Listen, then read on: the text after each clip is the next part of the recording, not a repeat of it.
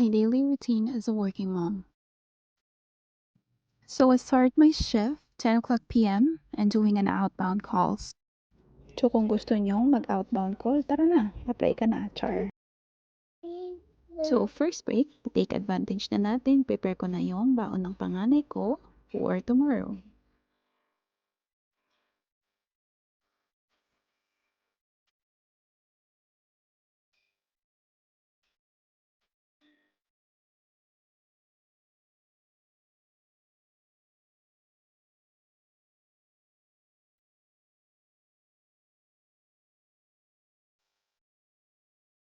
Then first break is done, dyan na si baby, gising na naman, then tulog ulit.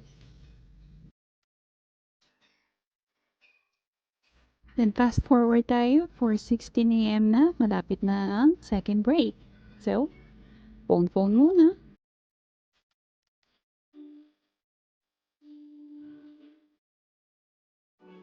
Then, here you go, 6 a.m. na, gising na yung mga bata. And yan na nga, storbo na sila sa shift ko, which is 7 a.m. pa siya mag-end.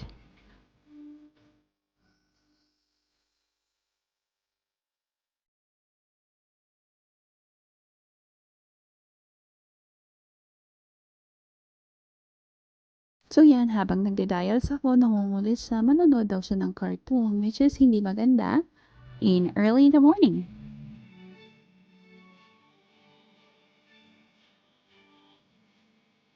And sa ating panganay, nagbabay na siya, punta na siya ang school.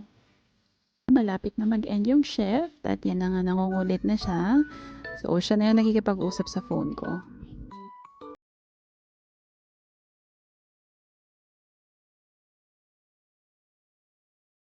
Then, yay! Monday shift is done. Happy na si baby ulit.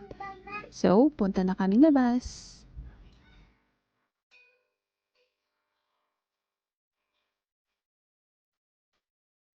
After working full 8 hours, yan na nga. Umagang-umaga, ang ganda ng langit, diba?